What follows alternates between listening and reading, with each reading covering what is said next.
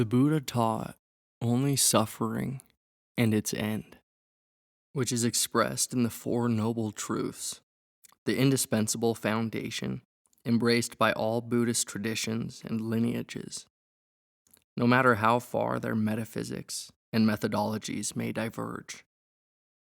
So, what are the Four Noble Truths, and why are they applicable to you? That'll be the topic of today's episode.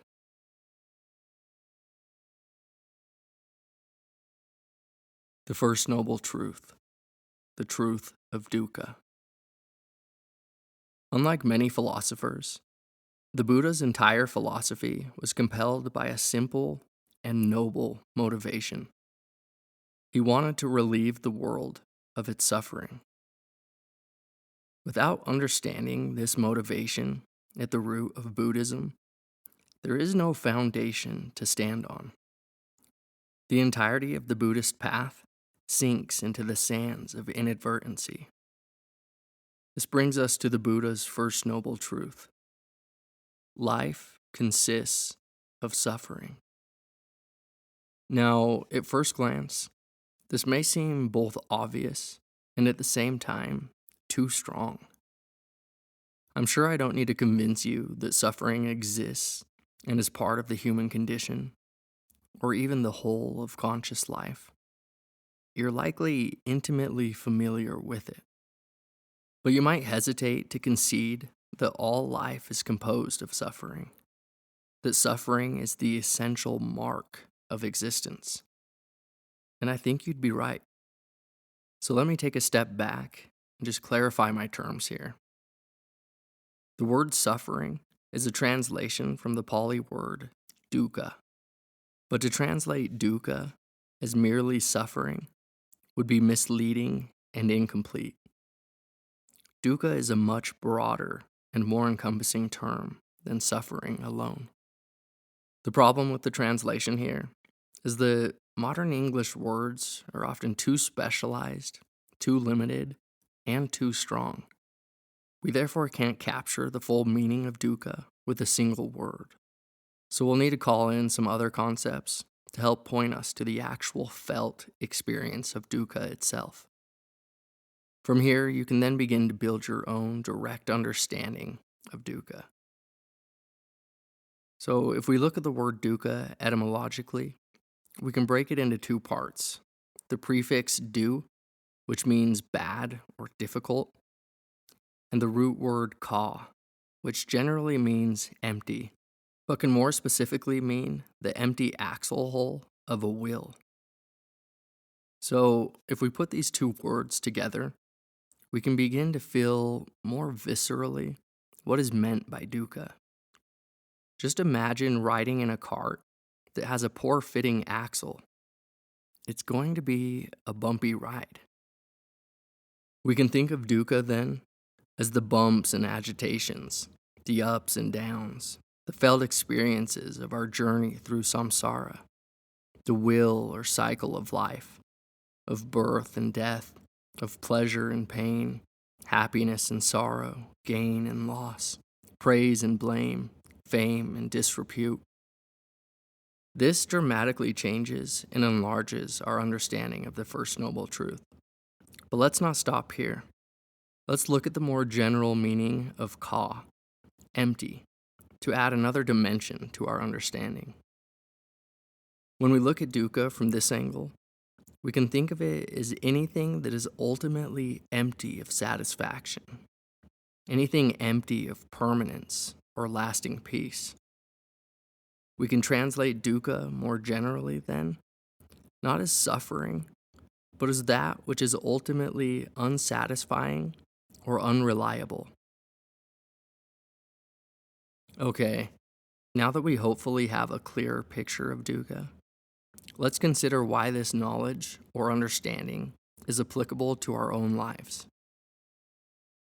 The first thing to say, perhaps, is that you can't be freed from dukkha, the bumpy ride, until you understand what it is that is causing the bumpy ride. To float smoothly through life, to find lasting peace, harmony, and tranquility, You first need to witness directly the dukkha in your own life so that you can transcend it. Understanding dukkha, however, is not only the gateway to liberation, to freedom, to the highest peace, but it's also a direct path to compassion, the heartfelt desire to free ourselves and others from suffering. It is precisely our deepening understanding, our deepening direct experience, our felt experience of dukkha, that opens us and moves us naturally toward compassion. So, how can we start opening ourselves to dukkha? With mindfulness. It's mindfulness which the Buddhist practice, vipassana, or insight meditation, seeks to cultivate, that allows us to open to life, to dukkha. It is mindfulness that allows us to get close to it, to let it in. It is mindfulness, the wide open and all-encompassing heart of awareness that listens to dukkha, that tries to understand it, that strives to love it. It is mindfulness that opens us to the direct experience of the First Noble Truth. If you aren't already committed to a mindfulness practice, I really encourage you to begin one today. The Second Noble Truth, the cause of dukkha. Once we start opening to dukkha, we can then begin to see that it, like all things, is brought about by causes and conditions, which brings us to the second noble truth. Craving is the cause of dukkha. Now, before we continue, let me just remind you that these truths are not dogmas to be accepted on blind faith. The Buddha invites us to explore these truths in ourselves, to accept them only after we have earnestly and honestly investigated them in our own experience. And even then, he asks us not to cling to them. With that said, to better understand this truth, let's first, once again, seek some clarity of the term craving by looking at the Pali translation, and then by brushing away some of the confusion the translation creates. So, the Pali word for craving here is tanha, which I think is a good translation. But to add some depth and dimension to it, the etymology also points us to the term thirst at its root, which I think really helps to capture the feeling of this mind state. Now, where things can get confusing is that tanha is also often translated as desire, which is a bit too broad. We sometimes use the word desire to simply state our intention to do something. Like, I desire to study Eastern philosophy in college, which is not necessarily tanha. Desire in this way, or even in itself, is not bad. It's not the root of suffering. In fact, it's necessary. We need desires to move us through the world and keep us interested in it. We need desires to live and learn and grow. You wouldn't be reading this now if you didn't have some desire to do so. Desire in a Buddhist context, then, is narrower. We must look deeper into the desire to see if there is any self-attachment, any grasping, any identifying with the desire. Something I found helpful in my own practice is to look at desires, to look at people, objects, beliefs, and mind states in terms of addiction. Which desires can I simply enjoy in the moment without grasping to? And which desires strip me of my freedom? Are there any desires for which I don't have a choice? To explore where craving shows up in your own life, it may also be useful to look out for desires through these categorical lenses. 1, the desire for sense pleasures. 2, the desire for existence or becoming. And 3, the desire for non-existence or non-becoming. Let's take a look at each of these in turn. The desire for sense pleasure. It's important to understand that in the Buddhist frame, the mind is considered the sixth sense. So all mind states and emotions are included here as objects of our potential sensual desire. Joy, rapture, excitement, concentration, calm, etc. With this in mind, it may be useful now to ask yourself the same question the Buddha asked during his search for awakening, which is, what is the gratification in the world? Now, of course, you'll have to answer this question for yourself, but what the Buddha found is that gratification comes from joy and pleasure. If you consider your own life, where are you seeking joy and pleasure? How do you seek gratification? For many people, the standard model of operating is to find happiness and pleasure through our senses. We constantly try to fulfill ourselves through sex, food, movies, shows, music, popularity, affection, esteem, drugs, and even peak spiritual experiences. Many people go through their whole lives just seeking one hit of pleasure after the next, and then they die. This road has been tried through and through with little success. Yet, where do so many of us continue to seek happiness?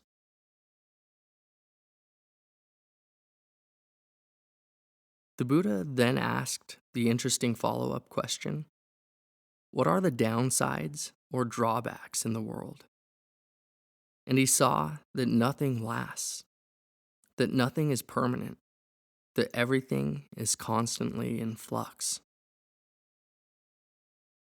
If we consider this in the context of sense pleasures, we see that there is no possibility of acquiring lasting gratification or happiness, because our sense pleasures never last. In fact, they're often incredibly fleeting, lasting only a moment. Trying to fulfill yourself through sense pleasures is like trying to quench your thirst by drinking salt water. The more you drink, the thirstier you become. The desire for existence or becoming. This dimension of craving is a strong one in the Western world. There's so much pressure in our culture to become someone, to do something great and meaningful with our lives. It's as if our worth is entirely dependent on what we produce, on who we become, on what titles we acquire, on what job we get, on what car or house we buy. In the West, it's always go, go, go, do, do, do. And so we often get stuck in the planning mind, where we obsessively plan and try to control and map out everything. We obsess over future versions of ourselves and our lives to the point where we are never really able to arrive here in the moment. It's as if we're always leaning into the next moment, into the next experience, the next feat, the next thing. Joseph Goldstein often calls this the in order to mind. We're with this moment in order to get to the next.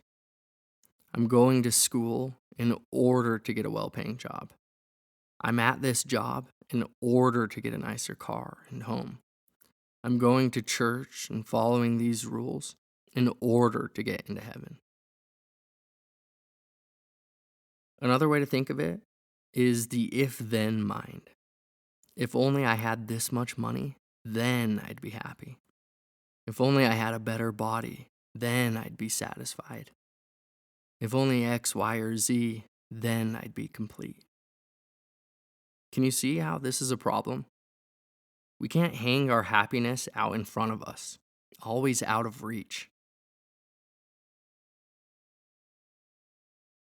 The desire for non existence or non becoming. Finally, there is the desire for non being, which can be thought of as aversion, a turning or pushing away from the unpleasant with ill will, wishing that it would go away. We see this with emotional states like depression. Life is so bad, I don't want to be alive. And we see it with physical pain. But what's important to note here is that this kind of desire is still rooted in the false sense of self. The ego builds itself up by identifying with or attaching to the unpleasant. Okay, just some additional tips as you go about your week. I invite you to start opening awareness to all the desires in your life. Start making notes of them. And in particular, try to notice how much of your time and attention is oriented towards sensual desires. And when a desire arises, don't hide or distract yourself from it, but rather really bore into it. Examine the raw experience of it. Explore every inch of it with compassion and interest, with a real eagerness to understand it. And if you're able to observe a desire without reacting to it, pay careful attention to that moment when the desire subsides. What is that moment like? And if you do end up getting pulled in by an unskillful desire or end up acting on one, no worries. There's no need to judge yourself. Remember, judgment is just another thought. Instead, open awareness again to the present moment's experience. Try to note how your mind and body feel. Apologize if necessary. And consider whether the desire delivered on its promise. Remember, what we're really seeking to cultivate here is wisdom.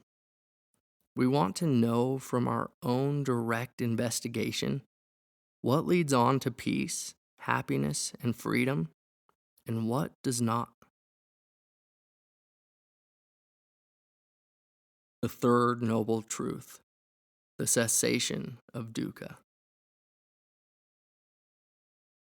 Once we start to witness directly how craving leads to suffering or dissatisfaction in our own lives, we naturally begin to see an alternative, which brings us to the third noble truth. The absence of suffering, that is, well-being, is possible. There is one thing all Buddhists agree on, one belief in which all traditions converge. That is the understanding of what liberates the mind.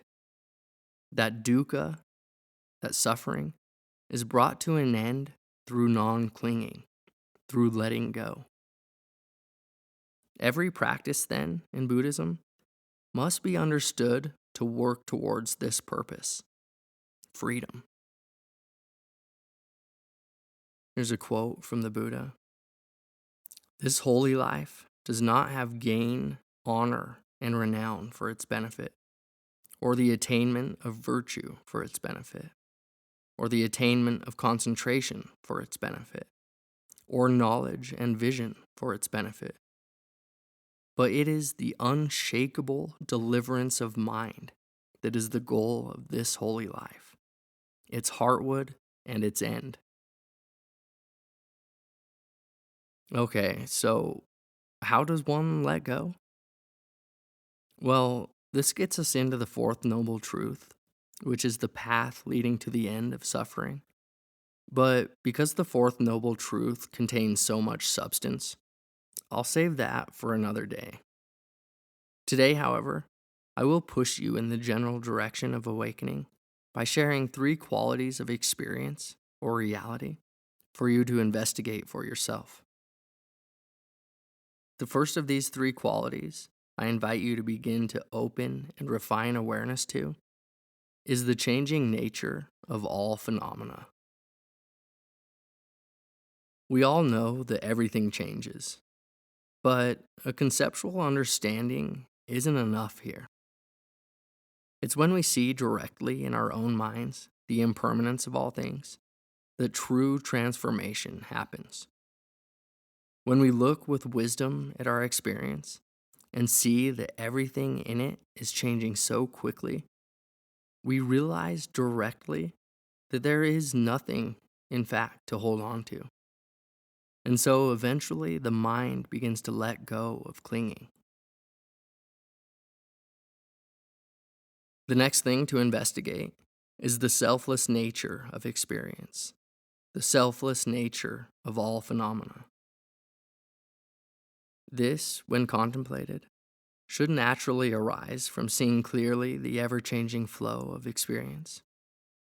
When you look, you will see that there's nothing that lasts long enough to be called self, I, or mine. You'll see that everything is a continuous and interconnected process. But if you continue your investigation, you'll also discover that all things arise out of certain conditions.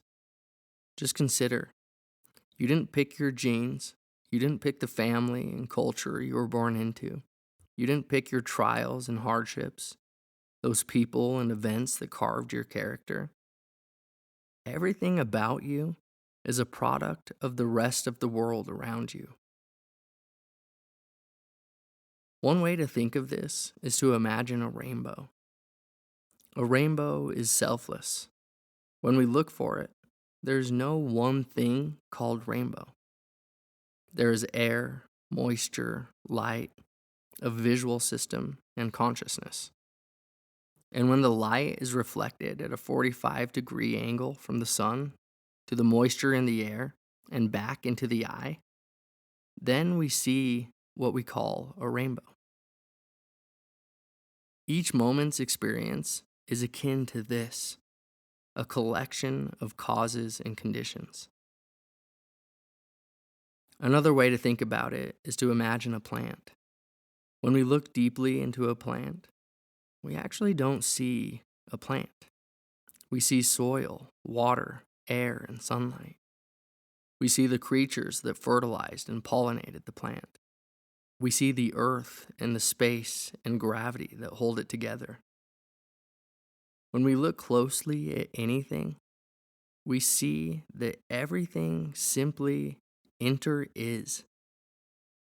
This is seeing with wisdom, seeing without the delusion of a separate self-entity who has its own will and force that is separate from the rest of existence.